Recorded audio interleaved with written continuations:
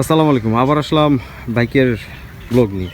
আর এইখানে একটা দেখতেছেন, এটা হচ্ছে আমার, আর এটা হইতেছে আমার ভাতিজার। এখন সবচেয়ে বড় হইতেছে বর্তমানে বাইক চালাইতে যদি চান তাহলে অবশ্যই আপনাদেরকে কর দিতে হবে। কেন কর দিব? এটাই তো সবচেয়ে বড় কথা। আমরা বাইক যারা চালাই, মনে করো বাইকে থেকে না জানি কত কিছু আমাদের আর্নিং হইতেছে। ও হচ্ছে স্টুডেন্ট, উয়ে যদি বাইকের পিছনে 5,000 টাকা দেয় বছরে, আর আমিও যদি দিই তাহলে কেমনে হইবে? এই জিনিসটা সবারই একটা মানে ঐক্যতা থাকা দরকার আমাদের, যে বাইকের কোনো কর আমরা দিব না, আমরা কি লে কর দিব। যারা অটো আছে, অটো ক্ষেত্রে অটোদের কোনো খবর নাই, কিন্তু আমাদের এই যে বাইকের পিছনে সবাই লেগে থাকে। আসলে এটা মেন কথা হইতেছে, এখানে তো আমরা আসলে কেউ কোনো কমিটি নাই বা কমিটি নাই। সেই ক্ষেত্রে মন যা চায় সরকার তাই করতেছে, কিন্তু সব কিছু কিন্তু ভালো না। এই কর সম্বন্ধে যদি আবারও হয়, আমরা সবাই একত্রে প্রতিবাদ করবো ইনশাল্লাহ। কারণ আমরা কোনোভাবেই এই করের পক্ষে আমরা নাই। আমাদেরকে বাইকের ট্যাক্স দেওয়া লাগতেছে, ড্রাইভিং লাইসেন্স করতেছি, ফুয়েল ভরতেছি, বছর বছর আমরা ট্যাক্স টোকেন রিনিউ করতেছি, সবই তো দিতেছি। এরপর আমরা কেন এই কর দিয়ে যাবো? যাদের কর দেওয়া দরকার তাদেরকে ধরেন, এই অটো রিক্সাকে কর ধরেন, যারা বিনামূল্যে ঢাকা শহরে সুন্দর মতো বাইক রাইড করতেছে। তো ছোট্টখাটো এই ভিডিওগুলো করলাম, কারণ দেখা গেছে সবার একটা প্রতিবাদের দরকার আছে। একটা জিনিস, সব কিছু একটা ফাইল করার একটা সীমা আছে, কিন্তু এই সীমাটা কিন্তু ভাল লাগে না।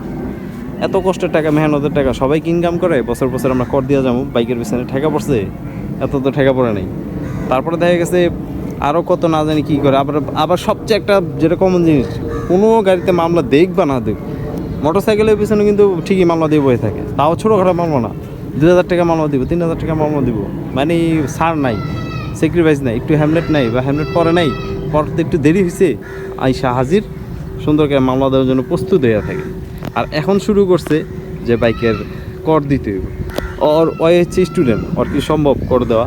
আমি হইতেছি বেকার, আমার কি সম্ভব কর দেওয়া? বা আমি যতটুকু কাজ কাম করি এটুক দিয়ে তো আমার বাইকের তেলের পিছনে জায়গা, আমি কর দেবো কেমন? আবার বাৎসরিক ট্যাক্স, দুইটা গাড়ির বছরে আমরা তো ট্যাক্স ছাড়া তো গাড়ি চালাইতে পারবো না। বছর ট্যাক্স রিনিউ করা, কাগজপত্র রিনিউ করা লাগে, ওইখানেও আমরা ব্যাড ট্যাক্স দিতেছি, পেপারসের ড্রাইভিং লাইসেন্সও করতেছি। তো সবই তো সব আমাদের ফ্রি করে দেখ, তাহলে আমরা বছর দিব 5 বছর। দেখা গেছে গাড়ির যে ট্যাক্স আছে আমাদের ট্যাক্স ফ্রি করে দিয়ে দেবো। তারপরে দেখা গেছে ড্রাইভিং লাইসেন্স রিনিউ ফ্রি করে দেওয়া লাগবে, সব ফ্রি করে দেখ, আমরা বছর আমরা কর দেবো যদি এরকম ফ্রি করে দেয়। ঠিক আছে, গাড়ির পেপারস করতে গেলে কোনো টাকা লাগবে না। 2 বছর পর আমরা শুধু একবার কর দেবো, তাও 4,000 টাকা, এর বেশি দেবো না আমরা। আমাদের যে রিনিউ যে খরচ আছে 2 বছর পর আমাদের বাইকে কর নিক, সেখানে ট্যাক্স ফ্রি করে দিতে দেবো, টোকেন ফ্রি করে দিতে দেবো, তারপর ড্রাইভিং লাইসেন্স ফ্রি করে দিতে দেবো। কোনো মামলা হুমকি দাম কিছু দিতে পারবো না মোটর সাইকেলে। তো সেটা না করে এখন শুরু করছে বাইকের কর দেওয়া লাগবে। কথাগুলো বললাম আসলে না পাইরা, যে নিজে থেকেই খারাপ লাগে। আমার দেশে যদি এরকম সিস্টেম হয় তাহলে এটা একটা বিশাল একটা আন্দোলন পর্যায়ে যাবো। তো যেটা দরকার সবচেয়ে ভালো হয়, আপনারা অটো মিশুক যে গাড়িগুলো আছে ওগুলোর দিকে, টেসলার দিকে একটু ধ্যান দেন। ওই করের টাকা দিয়ে বাংলাদেশে অনেক কিছু করতে পারবো, কিন্তু এই মোটর সাইকেলের দিকে যায় না। 125 সিসি ওভার হলে কর শুরু হয়ে যাচ্ছে, বাৎসরিক কর। এই জিনিসটা অবশ্যই সবারই একসাথে প্রতিবাদ করা দরকার। আল্লাহ হাফেজ।